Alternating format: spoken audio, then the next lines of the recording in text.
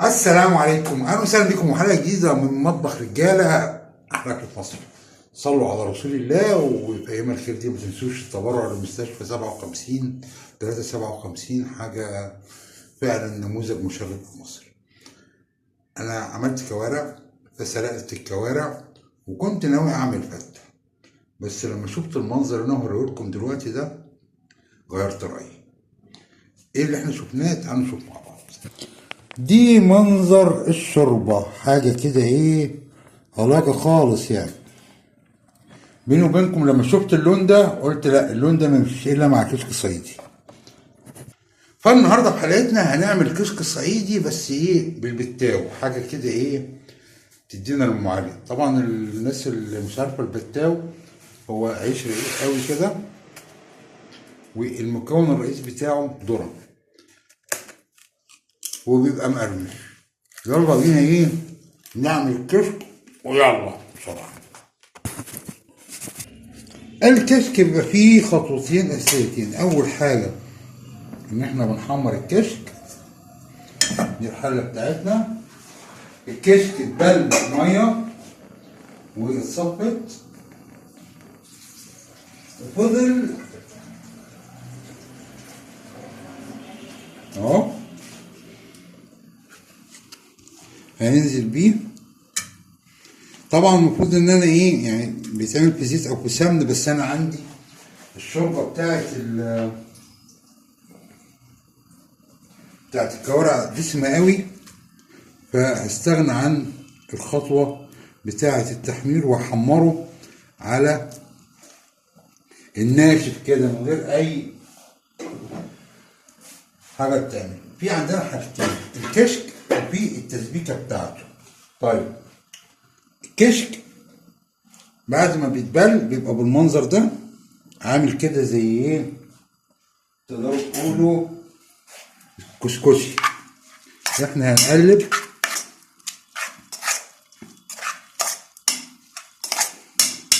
الكوارع بقى. يا جماعه انا عملت ايه؟ رحت سلق الكوارع عادي جدا، وطبعا الكوارع لما تتسوى على نار هاديه،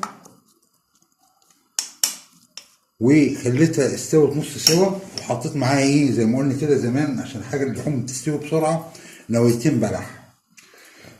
وبعد كده رحت مقطعها ورحت مدخلها تاني في السلق،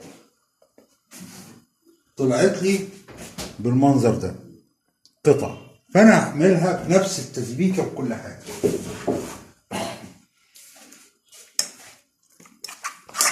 احنا كل شويه بنقلب كده بس عشان ايه الدنيا ما تلزقش. الكشك حاجه زي العسل يعني.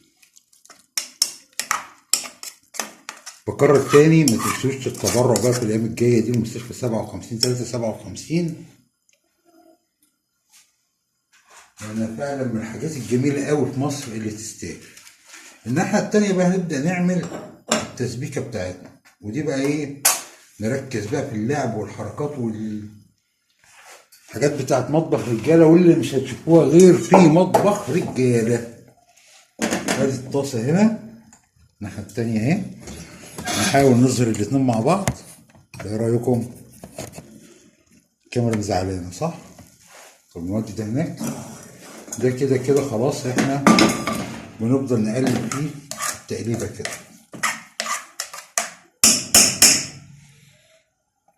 نخلينا مع التسبيكه اللي هتبقى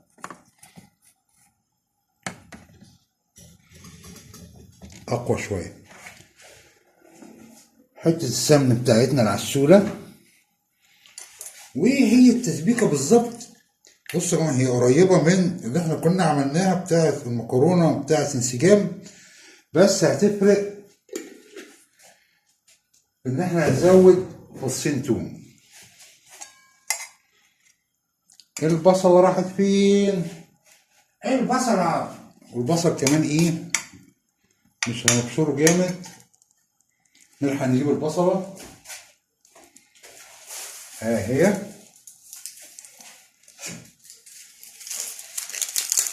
وهنقطع البصله اللي هي ايه التقطيع بقى، دموع بعد اليوم.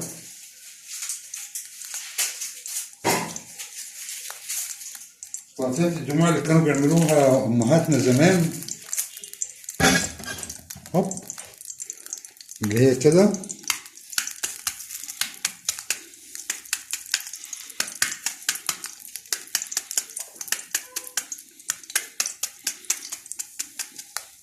وبعدين تقعد تعيط بقى الحاجة وكده، بس طبعا ده كان مع بصل الابيض، كان بيعمل نتيجة اكبر في الدموع.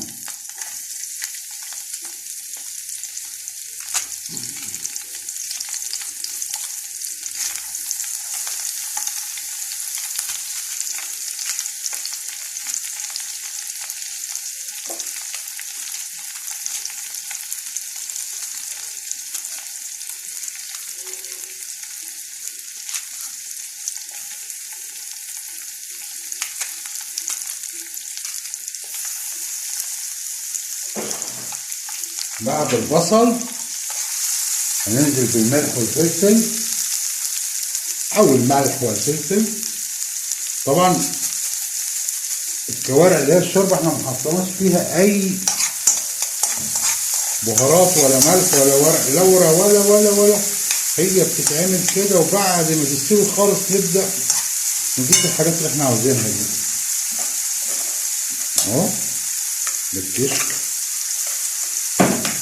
بس كده بصوا قرب من شكل البشاميل كده شويه، انزل عليه بشوربه الكوارع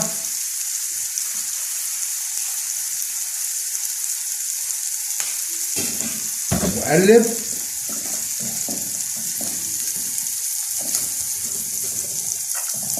واسيبه ايه يغلي على النار، يدي مع بعض كده.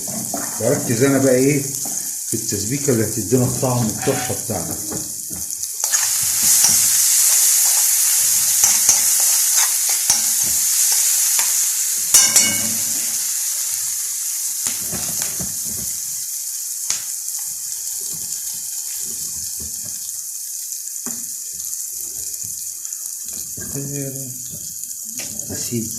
يا سيدي على ضبطة الكاميرا يا اخواتي. ده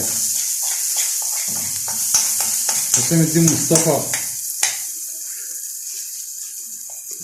طبعا بفكركم، يعني انا كنت نزلت بوست عشان ابن خالتي مصطفى الله يرحمه اللي كان صاحب فكرة القناة دي، يدعو له بالرحمة والمغفرة. كان من يومين كده مناسبة عيد ميلاده، حد كان يعني بني ادم زي العسل. هنقلب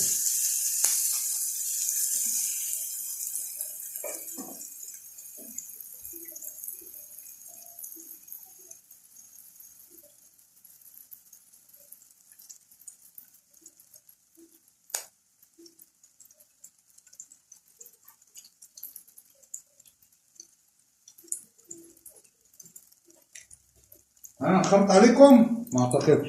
كنت بعمل ايه؟ كنت بجيب الثوم كنت نسيه بره.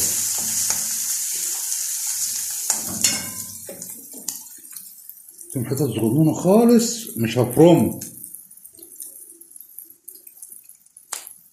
لان انا عايز ايه النكهه حلوه كده لما بتبقى مع الكوارع بتدي شغل جامد. انا لسه سايب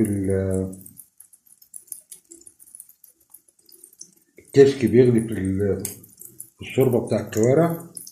انا كنت هعمل فتة، بس فعلا لما لقيت اللون بتاع الشوربه الدسم ده، لان انا الغلي الكتير اللي حصل خلى الكوارع تقريبا تنزل، يعني نزلت نص كميتها، ولما اتجرت متقطعه طلع منها كل البهاريز اللي بيقولوا عليها في الشوربه. فقلت لا، استغل الشوربه الكشك الصعيدي ده. بصوا لازم تكون حاجه دسمه. هو في العادي كان بيتعمل مع البط، البط طبعا من الحاجات الدسمه قوي، لكن الكوارع برضه بتديني نفس الشغل الحلو ده. يعني انا كنت حطيت نص معلقه سكر. بص كرمل عمل خطوط ازاي.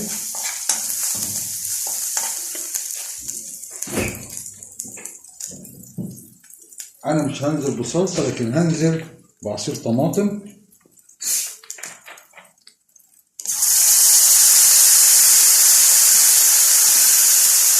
بص القطعه بتاع الطماطم دي بتودي صلصة الطماطم في حتة تانية خالص.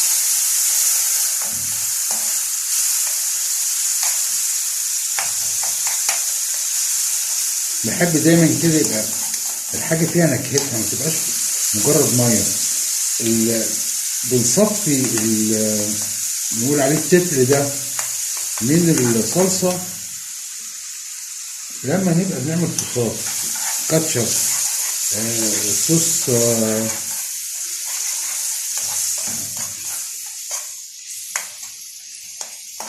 بتاع مكرونة، بتاع بيتزا. لكن طالما هيتحط على الاكل كده لا، خلوها بالتفل بتاعها بكل حاجتها يبقى طعمها حلو.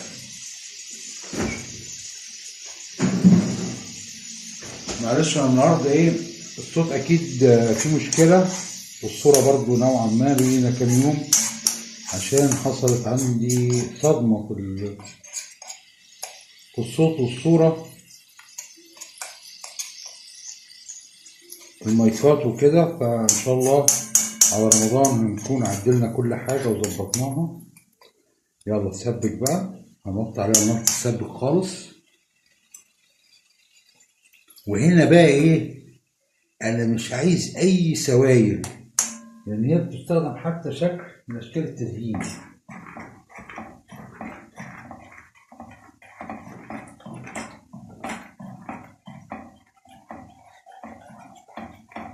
انا هنا بقلب الناحيه الثانيه كده للكشك، وافرجكم عليه وانقله واجيبه هنا. ناخد دي كده بره ونجيب كشك هنا. بص شكله عامل زي المهلبيه كده. طبعا الكشك يبقى فيه برغل وفيه لبن رايب.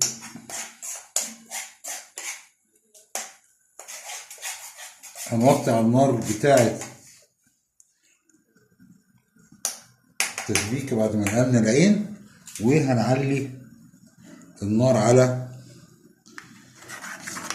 الكشك وهنقلب لغايه ما نحس ان هو تجانس كله مع بعض.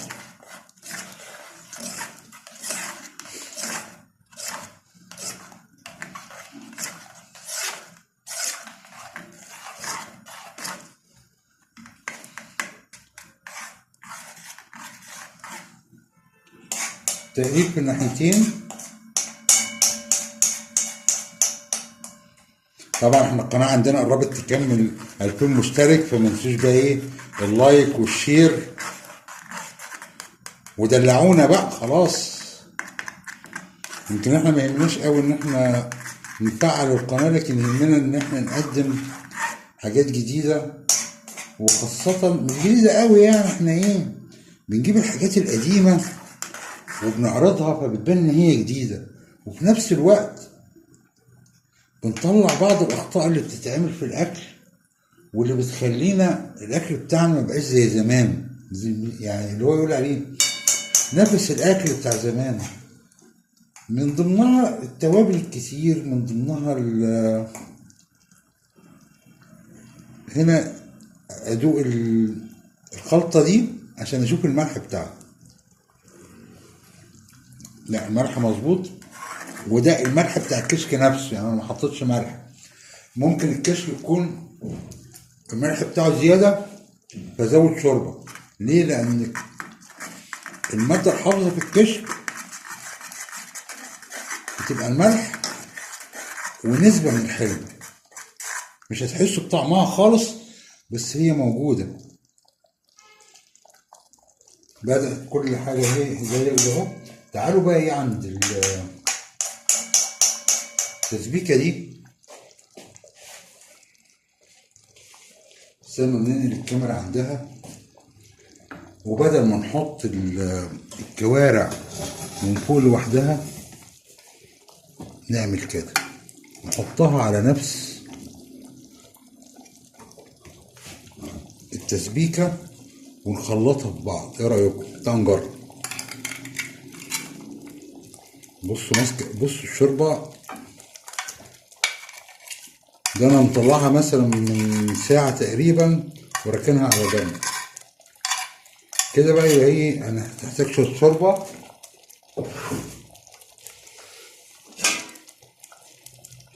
صغننين كده، ونعلي النار عشان بس ايه نخليها تفك من بعضها.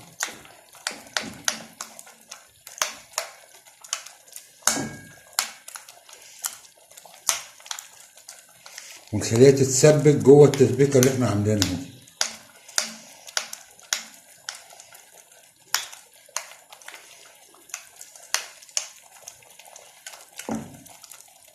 هنرجع تاني بقى لايه للكشك، نشوف شكله بقى عامل ازاي. بصوا نظبط التريبوت كده حلو. يلا هوب، بصوا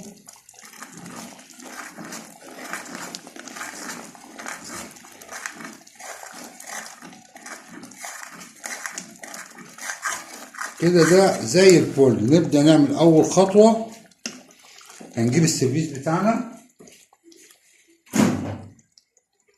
في صينية، في أي حاجة بقى أنتوا شايفين إن هي مناسبة ليكم. لكن أنا الحقيقة هعمل حاجتين، يعني هعمل واحدة بالبتاو، وفي ناس بتحب تغمسه كده. لو عشان التغميسة دي بصوا هو تقيل مش محتاج أي حاجة، لكن في بيبقى خفيف. ونحط له إيه بقى؟ يعني معلقة نشا. هنكسر كده البتاو بتاعنا. تعالوا هنا علينا يا واد، يلا يا واد، ايوه زي الفل.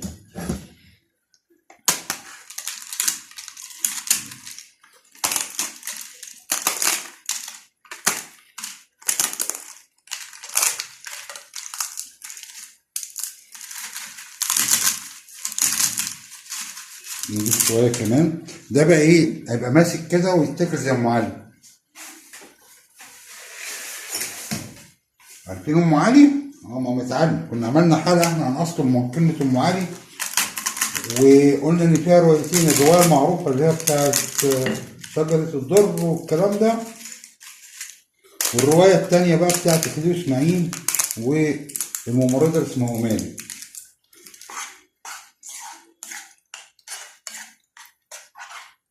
وننزل بالكشك بتاعنا زي الفل. هنقلب بس.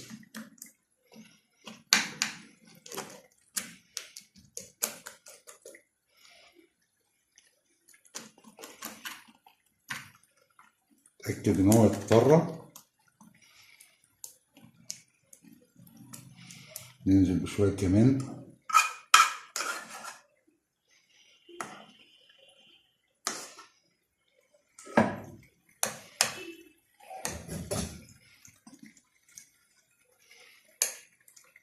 ده يتساب كده هيبدأ بقى يمسك في بعضه ويبقى عامل زي ام علي.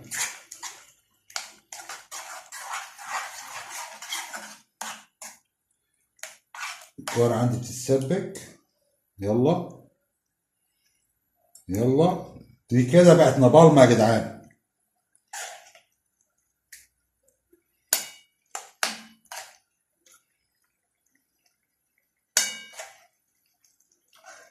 وسيبها تتسبك اكتر واكتر واكتر واكتر واكتر واكتر.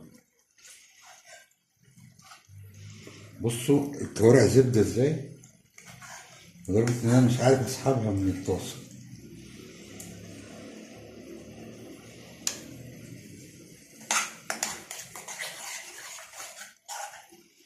ده الطاجن او الجزء اللي بالبتاو.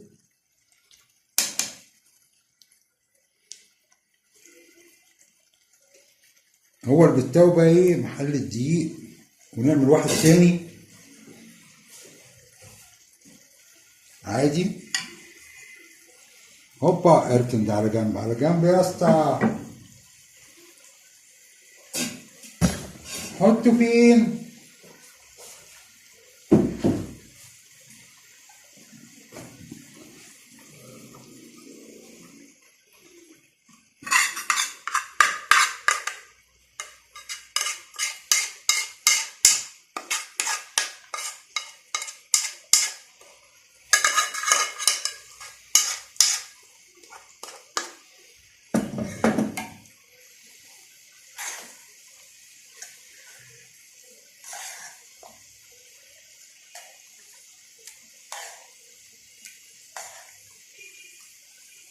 ده يتغمس بقى بالعيش. بص انا هعمل حركة هدخلهم الفرن الاتنين، بس مش هفرجها لكم بصراحة، لأن يعني مفيهاش حاجة صعبة، بس هتطلع حاجة تحفة وتحفة على الآخر.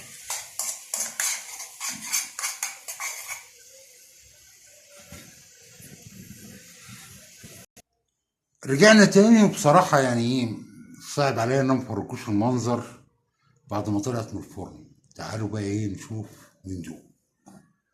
انزل يا باشا، انزل انزل انزل انزل. بص بص بص بص بص بص بص بص بص بص بص بص بص. ايه ده ايه ده ايه ده ايه يا اخوتي ده؟ بصوا.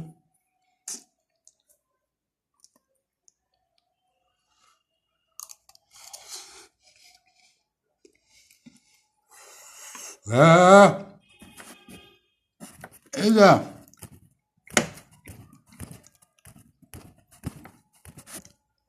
عارفين ايه؟ اولا طبعا الكشك بالبتاو دي حوار، لكن الكوارع اختفت في وسط الدنيا دي، عطياني نسمة حلوة، وفي نفس الوقت طعمها مش باين قوي. اللي هو ايه، لو حد ما بيحبش الكوارع ممكن يشرب المقلب ده.